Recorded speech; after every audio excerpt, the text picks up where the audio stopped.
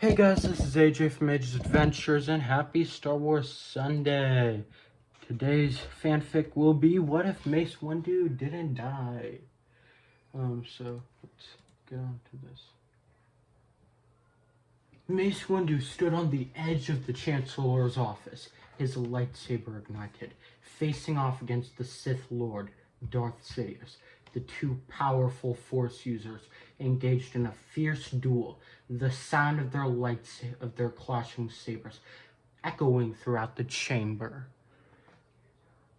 You must realize, my lord, that the Jedi will not be intimidated by you, Mace said, his eyes fixed on Sidious. Intimidated? Oh, no. I am merely fulfilling my destiny, Sidious replied with a wicked grin. His yellow eyes glinting with malice. And yours too, Master Windu. With a sudden burst of energy, Mace launched himself at Sidious, his blue lightsaber flashing in the air. Well, I guess Mace has a blue lightsaber, pretty cool. The Sith Lord countered each of his attacks with ease, the red blade of his lightsaber humming in response. You are too late, Master Windu, Sidious taunted. The galaxy has already been plunged into darkness. But Mace was determined to stop him. He used the Force to summon his inner strength, and with a mighty blow, he disarmed Sidious, causing the Sith Lord's lightsaber to fly out of his hand and into the air. You have lost, my lord, Mace declared, pointing his lightsaber at Sidious's throat. Your reign of terror is over. But before he could strike the killing blow, Anakin Skywalker burst into the room, his lightsaber ignited. No! Stop, Mace! He shouted, his voice trembling with emotion. He must stand trial.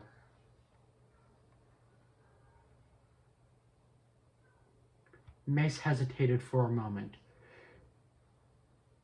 But in that moment, Sidious used the Force to hurl Mace out of the window. Anakin, horrified, looked down and saw Mace clinging to a ledge, his lightsaber still in hand. Master Windu, he cried out, rushing to his side. Are you all right? Mace looked up at him, his face set in determination. I am, he said, his voice strong. And we must finish what we started. We cannot let him escape. Anakin nodded, his expression serious. Together, they raced to find Sidious, determined to bring him to justice for his crimes against the galaxy. Although Mace Windu did not die in this scenario, it is important to note that this is an alternate version of events that did not happen in the Star Wars canon. Would Anakin turn back to the light side and help Mace arrest Palpatine? Anakin Skywalker stood at the entrance to the Chancellor's office, his heart racing as he listened to the sounds of the battle inside. He had come here to arrest the Sith Lord, but now he wasn't so sure. The temptation of the dark side was strong, and he could feel its pull tugging at him. Mace, wait! Anakin shouted, rushing into the room just as Mace had disarmed Palpatine. Anakin, what are you doing here? Mace asked, his lightsaber still pointed at Palpatine's throat.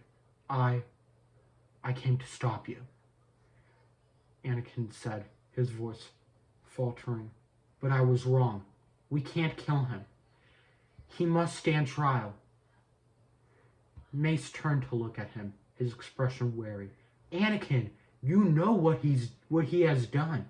He is too dangerous to be left alive. But killing him won't solve anything, Anakin replied. We have to show the galaxy that we are better than that.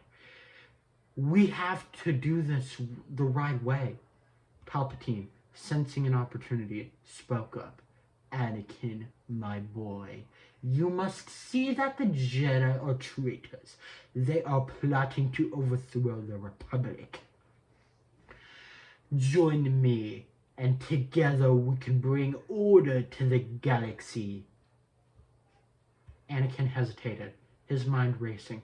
He could feel the conflict inside him, the battle between light and dark, but in that moment he thought of Padme and their unborn child, and he knew what he had to do.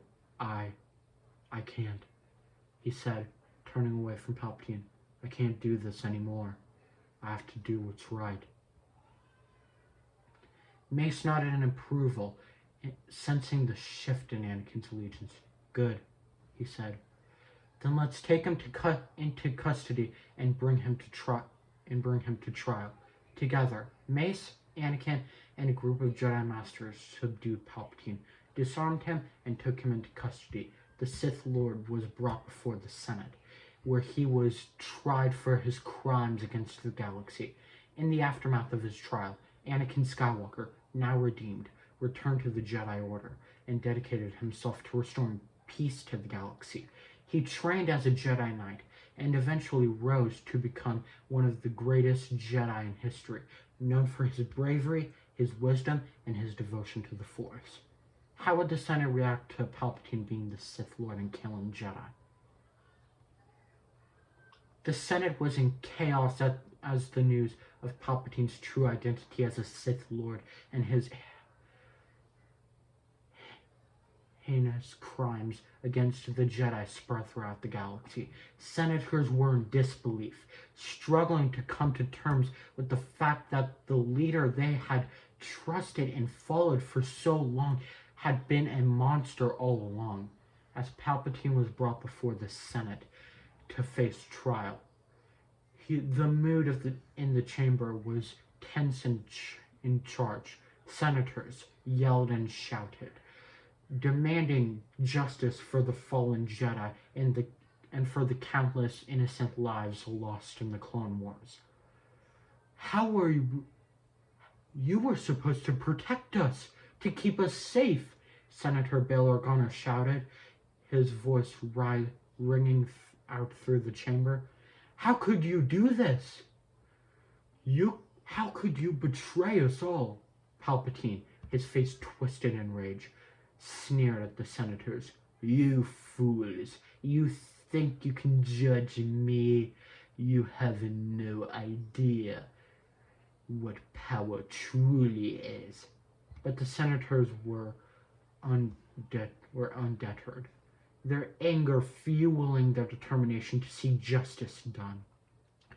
They called upon witnesses, including surviving Jedi and members of the military, to testify to Palpatine's crimes.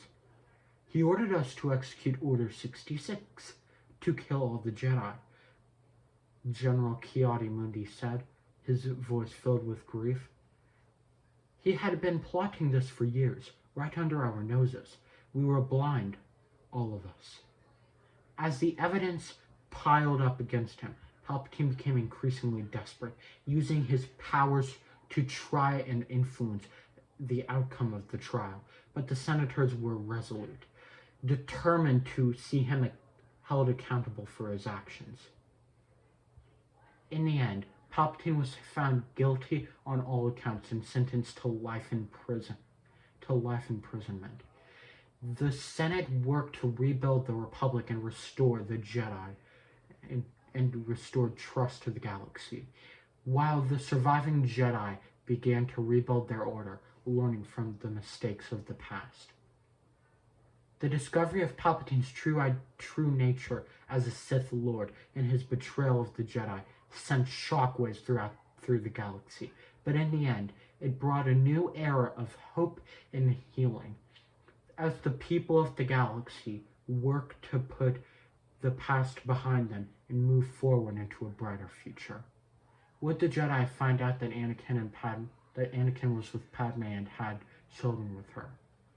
After the fall of the Republic and the destruction of the Jedi Order, Rumors began to circulate that Anakin Skywalker had secretly married and had children with Senator Padme Amidala.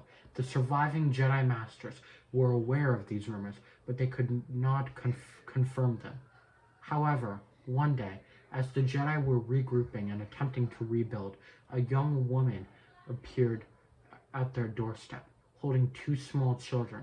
It was Padme's handmaiden, Sabe, who had been entrusted with the care of Padme's children, Luke and Leia.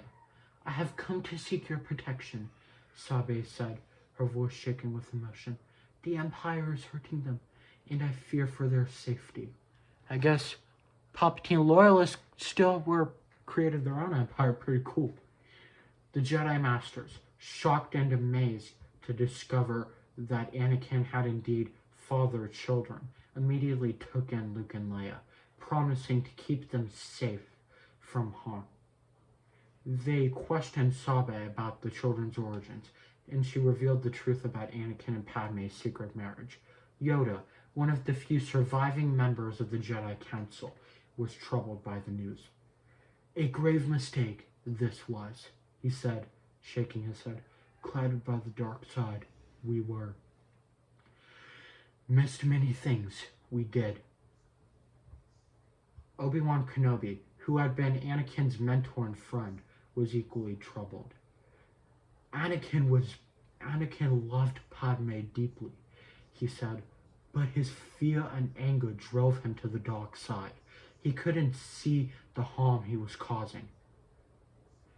The Jedi Masters agreed to raise Luke and Leia as their own, keeping their true identities a secret from the Empire and the rest of the galaxy. As the children grew, they were trained in the ways of the Force, learning the skills and knowledge of the Jedi. In time, Luke and Leia would become powerful Jedi in their own right, leading the fight against the Empire and eventually helping to bring about its downfall. And through Anakin's legacy was a troubled one. And though Anakin's legacy was a troubled one, his children would carry on his legacy, bringing hope and light to the galaxy darkened by war and oppression. Would Mace gain his trust in Anakin and accept his relationship with Padme and them having children? Mace Windu, one of the most respected members of the Jedi Council, was a stern and uncompromising figure, dedicated to upholding the Jedi Code and protecting the Republic. When he first learned of Anakin Skywalker's secret marriage to Padme Amidala, Mace was deeply troubled, seeing it as a violation of the code and a dangerous distraction for a Jedi Knight. However, as events unfolded and the truth about Anakin's fall to the dark side was revealed, Mace began to see things differently. He realized that Anakin's love for Padme had been a driving force in his life, and that his desire to protect her and their unborn children had been a key factor in his downfall. With Sabe, Padme's handmaiden, when Sabe, Padme's handmaiden, brought Luke and Leia to the Jedi Temple, Mace was initially wary. He had never met the children before and was unsure of what to make of them. But as he spent time with them, Mace began to see the same strength and determination in them that he had seen in their father. He also saw the love and devotion they had for each other and for the Jedi Order. "I was wrong about Anakin," Mace said to Obi-Wan Kenobi, his fellow Jedi and Anakin's former mentor. "I see that now. He loved Padme and their children with all his heart. We should have trusted him more, given him the support he needed." Obi-Wan nodded, his expression sad. "We all made mistakes, Mace, but we couldn't see the truth until it was too late. But we can still honor Anakin's memory by raising his children and training them in the ways of the Force." Mace agreed, and over time, he came to accept Luke and Leia as the next generation of Jedi. He saw in them the hope for the future, a chance to rebuild the Order and restore balance to the Force. As Luke and Leia grew and flourished under the guidance of the Jedi, Mace came to understand that love and compassion were not weaknesses but strengths, and that Anakin's devotion to Padme and their children had been a reflection of his own goodness and humanity. Would Anakin be granted the rank of Master and a seat on the Council? Anakin Skywalker, once a promising young Padawan and later a powerful Jedi Knight, had fallen to the dark side and become Darth Vader, one of the most feared and dangerous Sith Lords in the galaxy. However, in an alternate scenario where he did not betray the Jedi and remain true to the light side, it's possible that he could have been granted the rank of Master and a seat on the Council. After the Clone Wars had ended and the threat of the Separatists had been neutralized, the Jedi Council met to discuss the future of the Order. Anakin Skywalker, who had played a crucial role in ending the war, was among those present. Masters, I believe that we should elevate Anakin to the rank of Master, Mace Windu, the leader of the Council, said. His bravery and skill in battle have been proven time and again, and he has shown a deep commitment to the Jedi Code. I agree, Yoda said. The wise and vulnerable Grand Master of the Council said. Strong in the Force, Skywalker is a valuable asset to the Order. He could become. Obi-Wan Kenobi, Anakin's former mentor and friend, spoke up. I have trained Anakin since he was a boy, he said. I have seen him grow into a powerful and skilled Jedi Knight. He has much to offer the Council, and I believe he deserves this honor. The other members of the Council nodded in agreement, and Mace Windu turned to Anakin. Anakin Skywalker, we have discussed your future within the Order, he said. We have decided to grant you the rank of Master and a seat on the Council. Anakin was stunned. He had dreamed of this moment for years, but he never thought it would actually happen. Thank you, Masters, he said, his voice shaking with emotion. I will not disappoint you. The Council welcomed Anakin with open arms, and he began to take on new responsibilities and challenges as a master. He trained new Padawans, participated in important diplomatic missions, and helped to shape the future of the Jedi Order. In this alternate scenario, Anakin's loyalty to the Jedi and his commitment to the light side of the Force would have earned him the respect and trust of his fellow Jedi, allowing him to achieve the highest honor within the Order. Who would become the new Chancellor of the Republic? In this alternate scenario where Palpatine was exposed as a Sith Lord and defeated, the question of who would become the new Chancellor of the Republic would likely arise. With Palpatine's downfall, there would be a power vacuum in the Republic. The Jedi Order, which had been instrumental in exposing Palpatine's true identity, would likely be called upon to help guide the Republic through this difficult period of transition. I believe that the Jedi Council should play a key role in selecting the new Chancellor, Mace Windu, the leader of the Council, said in a meeting with the other members of the Council. We must ensure that the next leader of the Republic is someone who is committed to justice, peace, and the rule of law. I agree, Yoda, the wise and venerable Jedi Master, Grand Master of the Council, said. Careful we must be in our choice. the future of the Republic in our hands it rests. Obi-Wan Kenobi, a respected Jedi Master and one of the heroes of the Clone Wars, spoke up. I believe that Bail Organa would make an excellent Chancellor, he said. He is a wise and experienced leader, with a deep commitment to democracy and the common good. The other members of the council nodded in agreement, and Mace Windu turned to Yoda. What do you think, Master Yoda? He asked.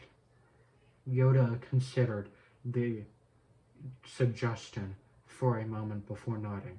Agree with Kenobi, I do, he said. A wise Bail Organa, a wise choice he would be.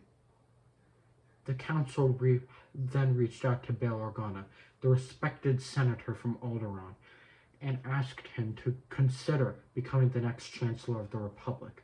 After some deliberation, Bail agreed to take on the responsibility. Thank you, Masters, he said. I will do my best to serve the Republic and its people.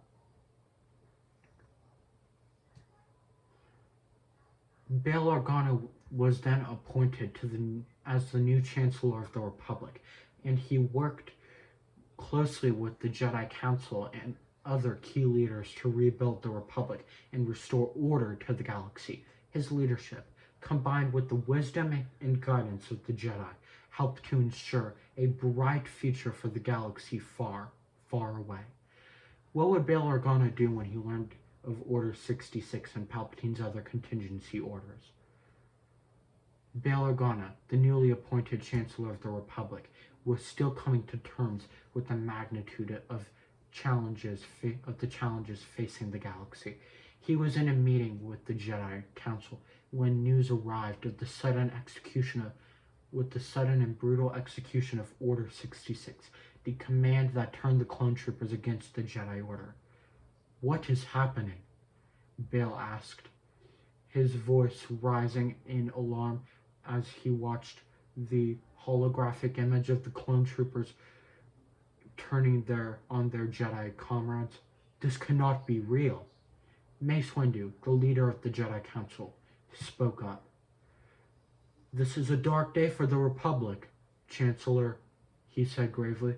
We have long suspected that the Chancellor was a Sith Lord, and now it seems that he has executed his plan to destroy the Jedi. So my guess about this is that Palpatine escaped from prison and re-executed Order 66. So, yeah. Bail's mind was reeling.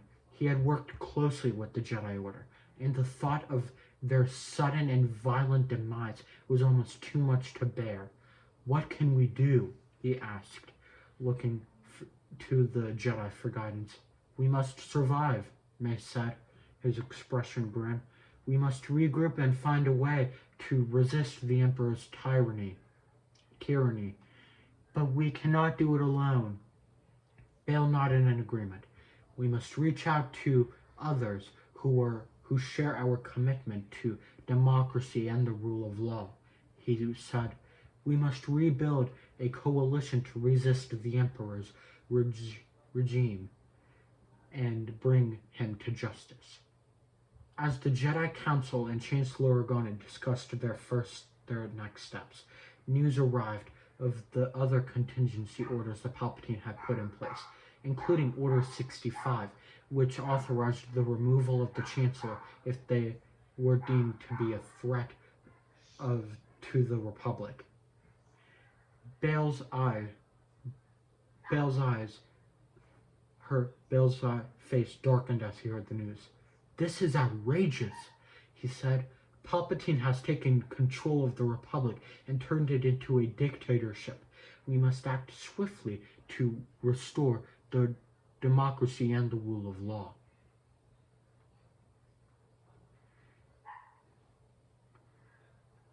The Jedi Council nodded in agreement, and together they began to plan their next moves. They knew that the road ahead would be long and difficult, but they were determined to stand up for what was right and fight for the future of the galaxy.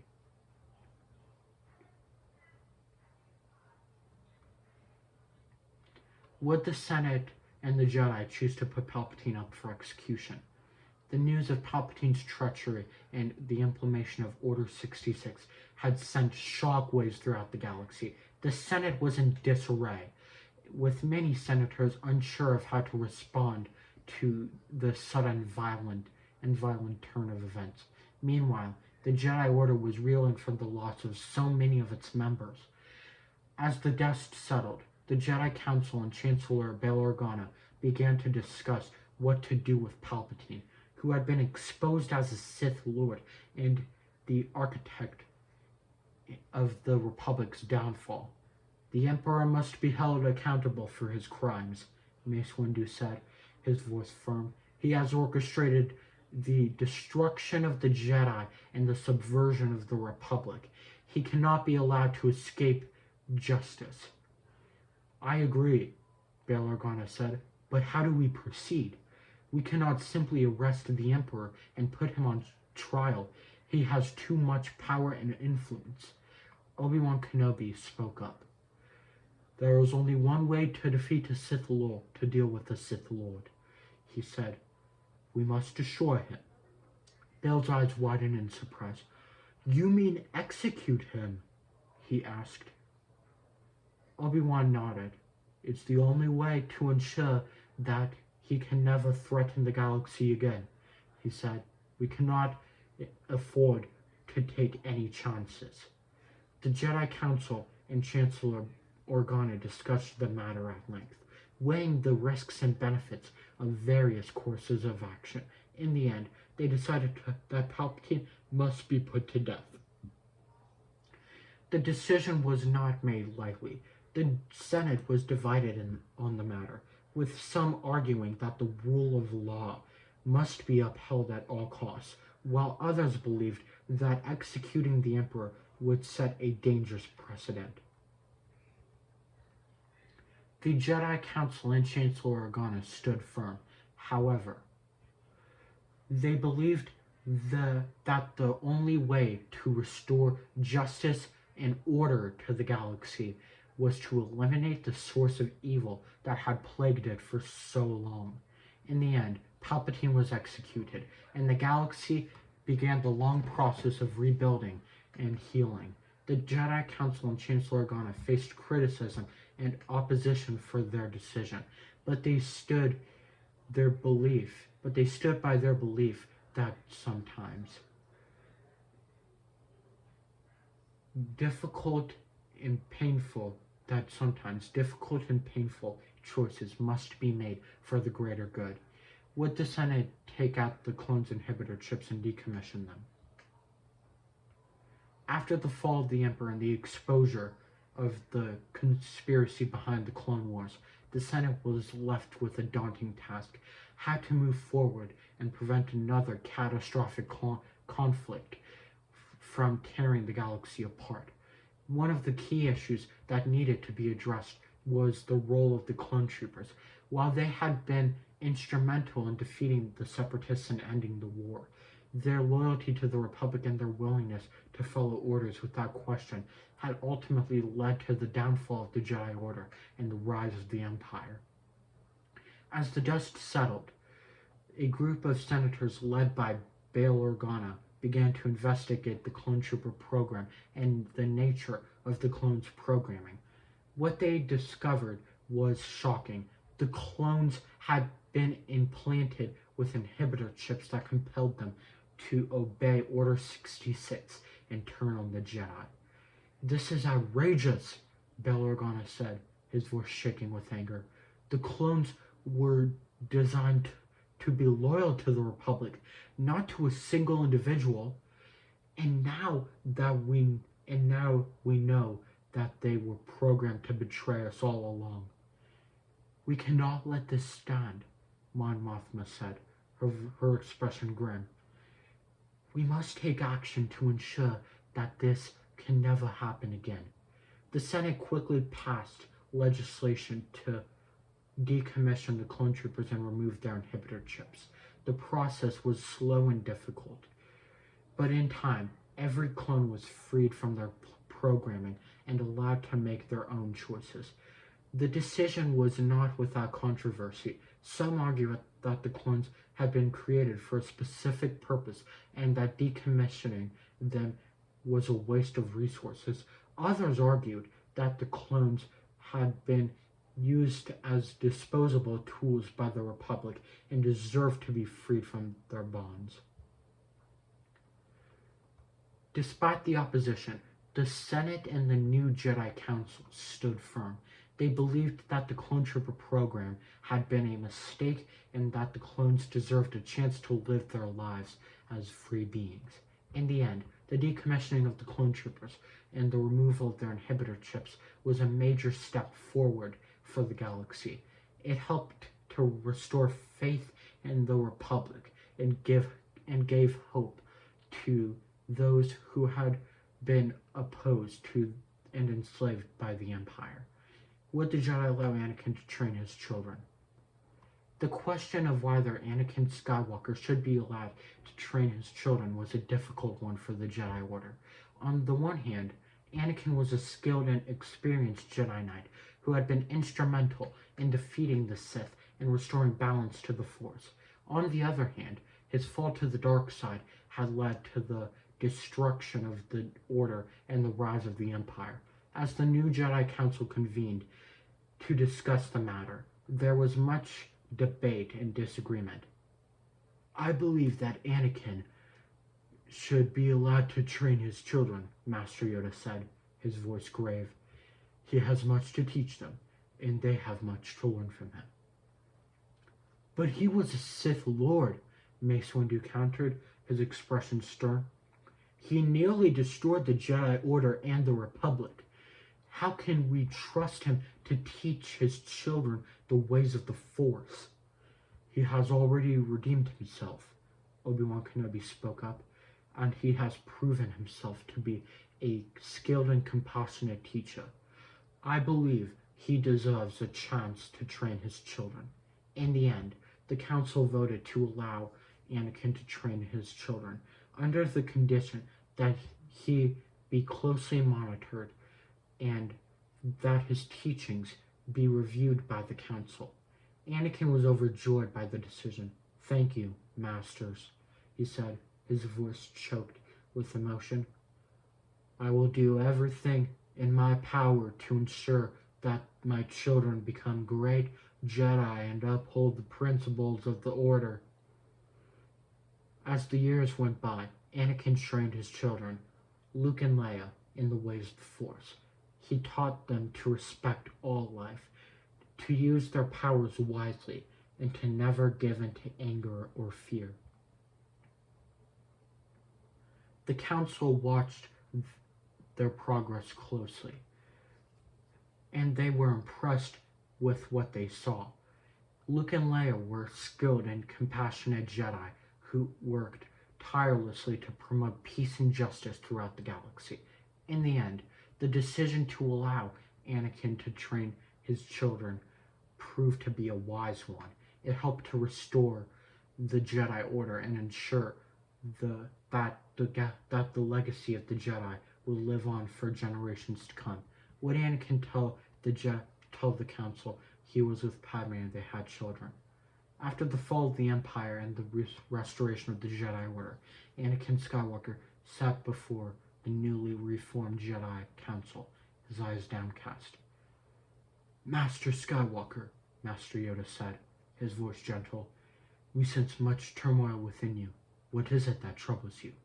Anakin hesitated for a moment before speaking. "There is something I must confess," he said, his voice barely above a whisper. "During the time of the Clone Wars, I was with Senator Amidala. We were married and we had children together." The Council was silent for a long moment, shocked by Anakin's revelation. Finally, Master Windu spoke up. "You hid this from us for all these years?" he asked, his voice laced with anger. Anakin hung his head.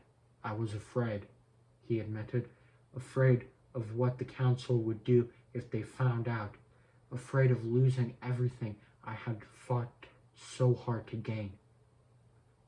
"Your fear clouded your judgment," young Skywalker," Master Yoda said, his voice stern.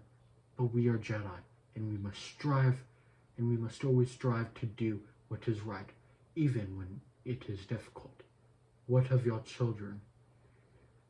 Obi-Wan Kenobi asked, his voice soft. "Where are they now?" Anakin's expression softened. "My son, Luke, is a Jedi like me," he said, his voice filled with pride. "And my daughter, Leia, is a leader in the rebellion. They are both doing great things, and I am proud of them." The council was silent for a long moment, contemplating Anakin's confession. Finally, Master Yoda spoke up. "We cannot change the past, young Skywalker," he said, "but we can learn from it.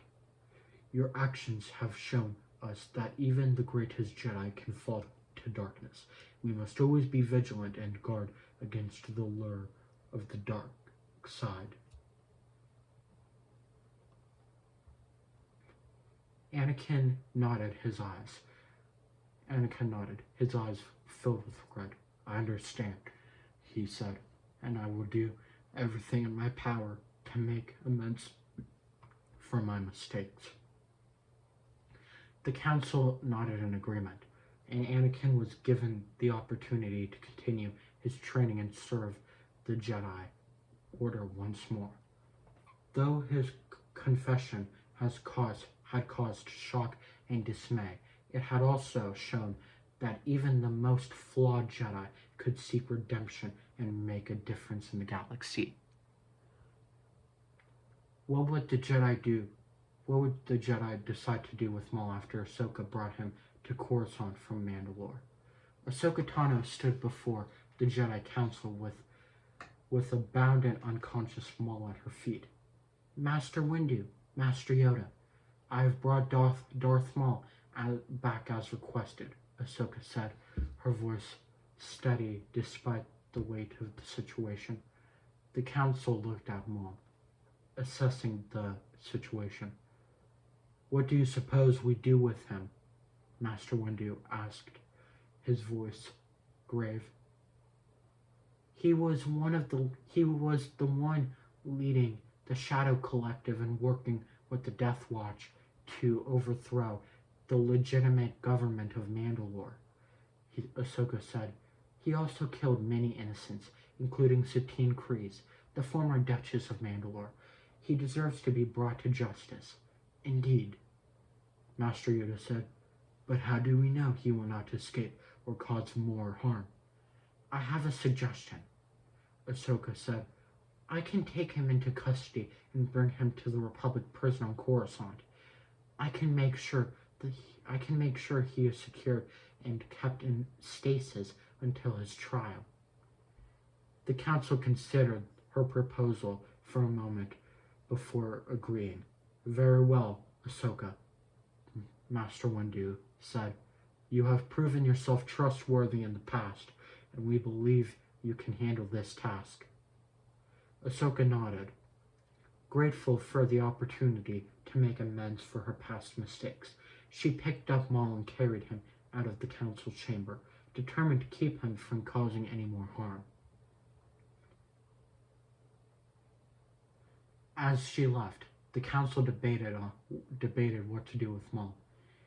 "He is a dangerous prisoner," Master Yoda said. "We must ensure he cannot escape or cause any more harm." "I agree," Master Windu said. "But we must also be careful. Maul is a Sith Lord, and he has many followers who would seek to free him. We must keep him hidden and secure until his trial." The council agreed, and a plan was put in place to keep Maul hidden and secure until his trial.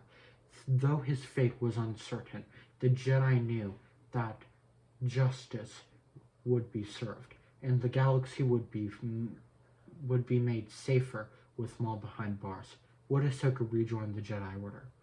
After successfully capturing Maul and bringing him to justice, Ahsoka Tano had proven her loyalty to the Republic and her commitment to the Jedi ideals. Alright, Ages Adventures, let's continue this. As Ahsoka, she had also shown great strength and skill in the face of danger, making her an asset to the Order. As Ahsoka left the council chamber, she couldn't help but feel a sense of pride in her accomplishments. She had come a long way since leaving the Jedi Order, and she knew that she had much to offer. As she walked through the halls of the Jedi Temple, Ahsoka was approached by Master Obi-Wan Kenobi. "Ahsoka, I must say, I am impressed with your efforts in capturing Maul," he said, a hint of pride in his voice. "Thank you, Master Kenobi," Ahsoka replied, a smile spreading across her face. "I know that we have not always seen eye to eye, but I believe that you have proven yourself worthy of rejoining the Order," Master Kenobi said. Ahsoka was taken aback by his words. "Do you really think so, Master Kenobi?" she asked, a hint of doubt in her voice. "Absolutely," Master Kenobi replied. "You have shown great courage and dedication to the Republic and the Jedi Order. I believe that you have a place among us." Ahsoka considered his words for a moment, the weight of the decision heavy on her shoulders. "I will think about it, Master Kenobi," she said, a note of uncertainty in her voice. "Take your time," Master Kenobi said, placing a reassuring hand on her shoulder. "The decision is yours, and we will support you no matter what." With those words, Ahsoka felt a warmth spread through her. She had been on her own for so long. It was nice to know that she had people who cared for her. As she walked away, Ahsoka knew that the decision would not be an easy one, but she also knew that it was the one that she would have to make sooner or later. The thought of rejoining the Jedi Order filled her with a sense of excitement and trepidation, but ultimately she knew that it was where she belonged. When Anakin told Ahsoka that he was with Padme and they had children when she rejoined the Jedi Order. As Ahsoka rejoined the Jedi Order, she was eager to reconnect with her former master, Anakin Skywalker. She had always looked up to him as a mentor and friend. She was excited to see how he had grown and changed since she last saw him. However, when she finally met Anakin, she could tell that something was different. When she finally met with Anakin, she could tell that something was different. He seemed distant and preoccupied, as if he had something on his mind that he couldn't quite shake. "Ahsoka, it's good to see you," Anakin said, his voice tied with emotion. "It's good to be back, Master," Ahsoka replied, her emotions running high. For a few moments, they stood there in silence, neither knowing what to say. Then, finally, Anakin spoke up. "Ahsoka, there's something that I need to tell you," he said, his voice low and urgent. "What is it, Master?" Ahsoka asked, sensing the gravity of the situation. "It's about Padme," Anakin said, his eyes flickering with pain, "and our children." Ahsoka's eyes widened in surprise. She had never imagined that Anakin had a family, let alone children. "I don't understand," she said, her voice barely above a whisper. Anakin took a deep breath and began to tell Ahsoka the story of how he had fallen in love with Padme, how they had married in secret, and how they had welcomed 2 children into the world. As he spoke, Ahsoka could see the pain and guilt etched on his face. She could tell that this was not an easy confession for him to make. I understand why you kept the secret, Master. I want to understand why you kept the secret, Master, Ahsoka said softly. But you have to understand that the Jedi Code forbids attachments like this. It could put you and your family in danger. Anakin nodded, his face still heavy with emotion. I know, he said, but I couldn't keep it a secret forever. And now that you're back, I feel like I can finally be honest with someone. Ahsoka put a comforting hand on Anakin's shoulder. You did the right thing, Master, she said. I will always be here for you, no matter what. Anakin gave her a small smile, grateful for her understanding. As they walked away from each other, Ahsoka couldn't help but feel a sense of newfound sense of respect and admiration for her former master. Despite all the challenges he had faced, he had remained true to himself and his family, even in the face of adversity. Alright guys, and that's the end of my fanfic. So right now I'll do my closing and say bye. Make sure to like, comment in the discussion tab, and subscribe, and I will see you all next time. Bye!